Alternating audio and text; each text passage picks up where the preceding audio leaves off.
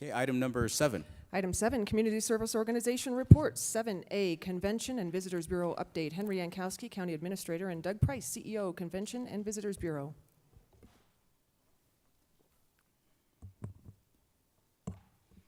Good morning, Commissioners. Mr. President, thank you for having me on the agenda today. Happy to report that 2016 for tourism was a terrific year, not only here in Colorado Springs, but in Chicago, where the Cubs won the World Series, and we were very happy to see great things happen for baseball. Exactly. I'll talk to you later about what I need, Mark.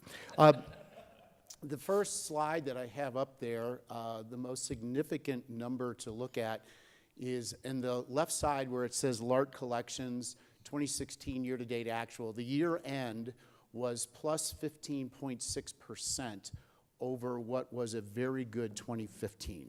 So tourism enjoyed a banner year for a multitude of reasons, not the least of which, you know, Stan, I thought it was interesting. Earlier you talked about going to the airport and hearing the figures there, and enplanements are up. And if I can give you a tease, I will tell you that on March the 7th, there's going to be more good news announced from our airport. So the easier we make it for our locals to be able to travel in and out of the airport here, as well as allow visitors and people coming on business, these numbers will continue to improve. But the 15.6% up for 2016 was an absolute record year.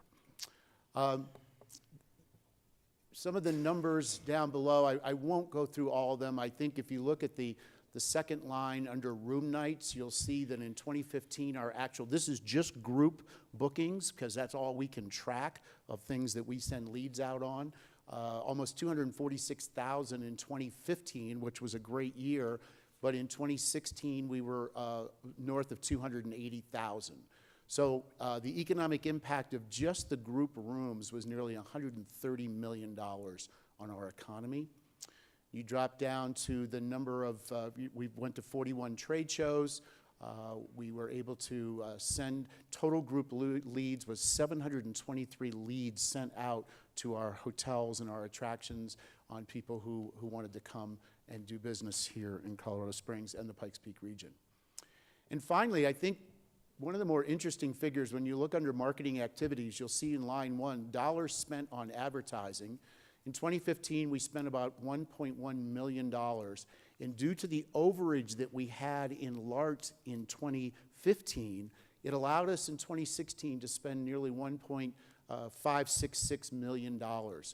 And there's a return on that. The more dollars that we're able to go out and spend and invite people to come here and spend their money, it shows. Because just not that website visits are the absolute be-all, end-all, but website visits are up almost 600,000 over where they were the year before. So the more eyeballs that we can get on people who are thinking about coming here and then go out to see our partners and look on their website, it's very, very great. You also see our visitors guides on the right-hand side. You know, we printed 450,000 visitors guides in 2016. And we, not only did we go through them all, but for 2017, we ordered 500,000 printed. That's the kind of demand we're seeing. And I'll give you your 2017 guide here in just a second. But just through the CVB, we had almost little over 69,000 ordered. And through our visitor center and distribution points that we had, just through the CVB, we had another 77,000. So, good numbers, good interest. And finally, the last column at the bottom there is on partner revenue. That's really our membership dues. You'll see that we were down a little bit in 2016, 416,000 to a goal of 478,000. What we have done for 2017 and beyond is we have done a dues increase to our partners. We went out and we talked to our partners about it. We didn't want to just, you know, much like Chuck, you were describing how you were going to send letters out. And actually, I guess you were talking about sending letters out to people and making sure that it doesn't surprise them. We certainly have made phone calls. We've talked to our partners to make sure that they knew what was coming, because it's important that we have partners investing. Nearly 83% of our budget to date comes from the lodging and auto rental tax, and we wanted to make the partnership revenues go up. So we've done a dues increase that's actually a 5-year escalated increase that begins in 2017.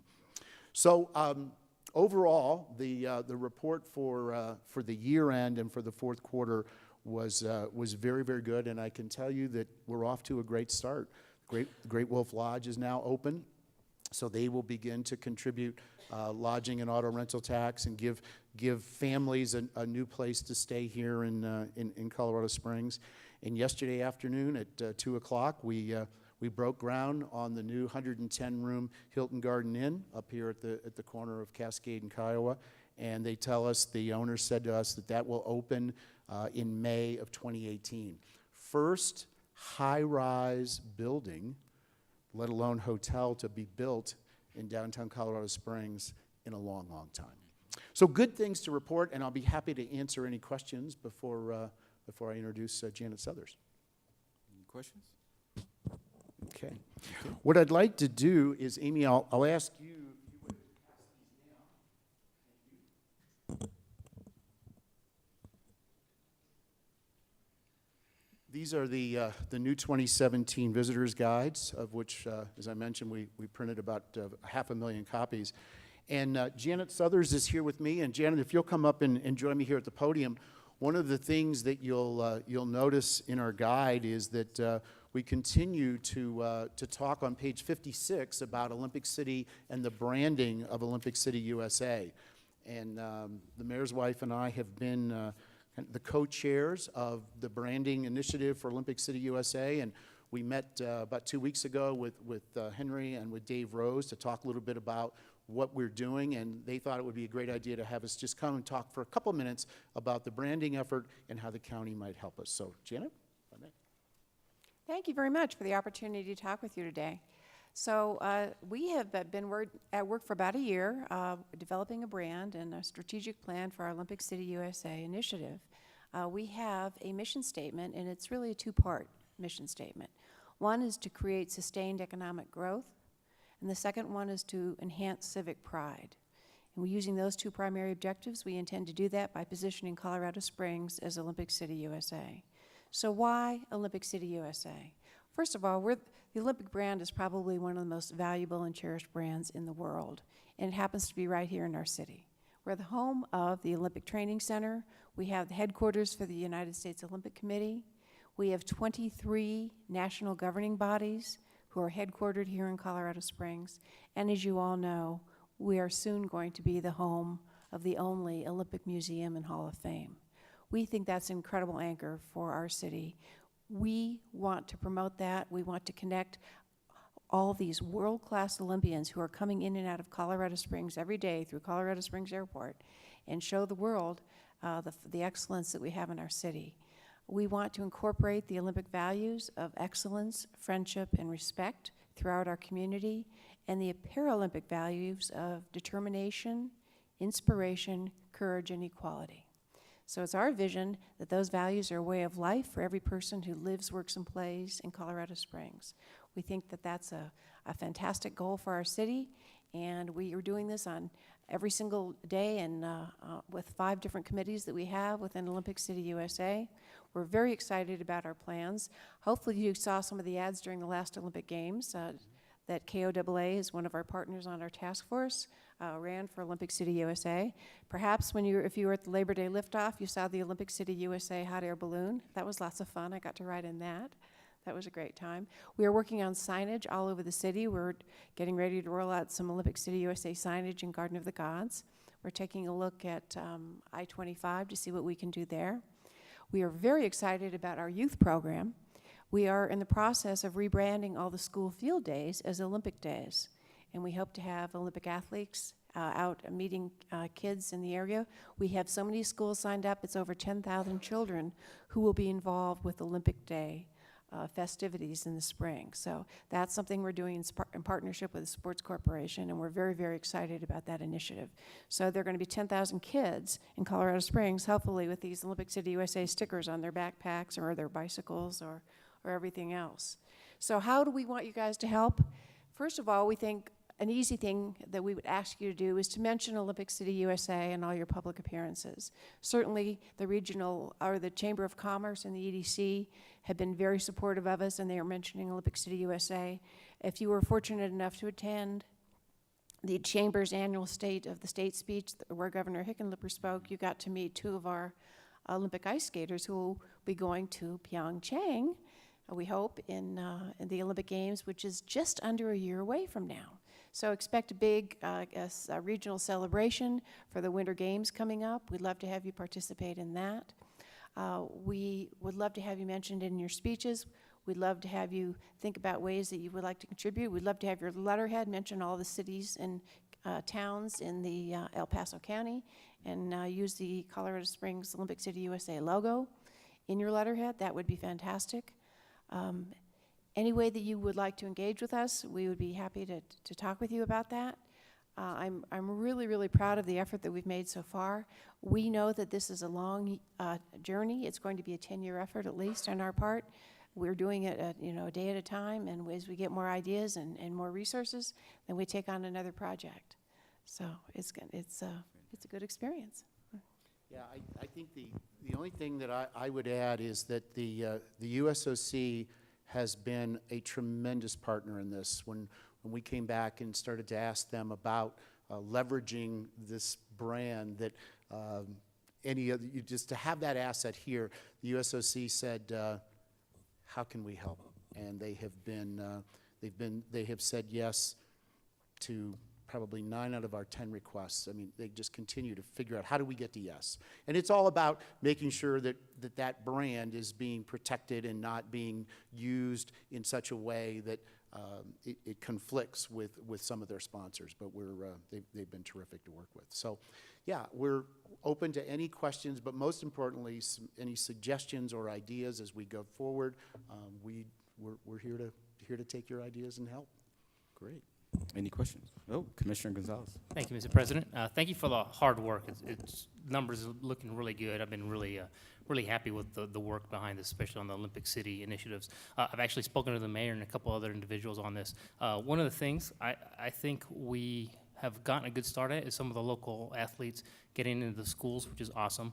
One of the things, and this is what I have brought up before at council meetings, I don't think we've done a great job of getting higher profile individuals when they come and visit. Some have already been retired and not active Olympians, but when they come into the city, if we can get them to, a 30-minute luncheon at the museum down right here or somewhere else downtown at the city council, and have them meet public. And I know their contracts sometimes can't do it, but I think we at least need to ask more often and see if we can, if we could get one a year to, from when they do their regular